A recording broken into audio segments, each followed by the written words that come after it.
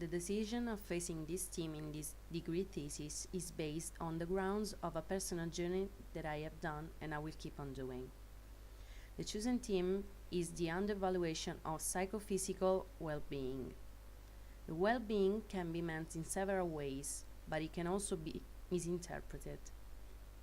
Many persons mean it like a temporary feeling, enjoying a moment, a day, an hour, or an instant. We will discover how instead well-being should be regarded constantly, but above all, the way in which we should consider it in our lives.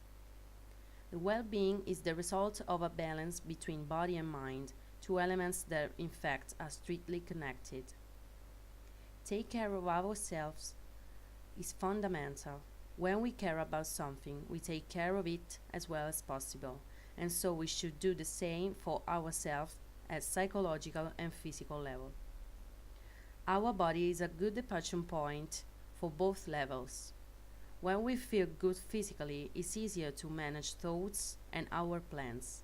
To feel strong help us to face life in a correct and healthy way. First of all, we have nutrition. Trying to feed us in a correct way, trying to give our body what it needs is very important.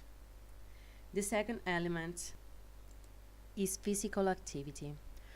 From the walk to the most extreme sport, help us to have not only a healthy body, but also to feel better psychologically, reaching the top priority goals. The third and last point is to be in synchrony with ourselves and then being in harmony with the world around us. Let's start with nutrition. Nutrition is one of the fundamental themes for the attainment of psychophysical well-being. Proper and balanced nutrition provides the nutrients we need every day to get the fuel for our daily activities, maintaining a good health. Not everybody knows nutrition basis and the nutrition that we should assume daily, or at least they are known but not completely. We can subdivide them in 7 categories: carbohydrates, proteins, fats, minerals, vitamins, phytochemical substances, and fibers. It is important to understand how to manage and how to balance varied nutrition. It is necessary to be able to bring the right value of nutrition once for our body each day, and not all the diets give the correct daily contribution. Then we have physical activity. The physical activity is to change a forma mentis, is to modify an attitude of a thought, an aptitude compared to the engagement that so one takes with itself. A research for the well-being of the body, which shapes not only the body but also the mind.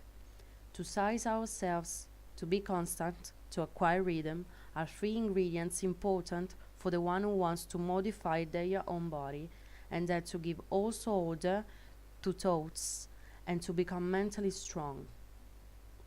The physical training is a mental training to become strong and costing in attainment of the objective that is psychological well-being.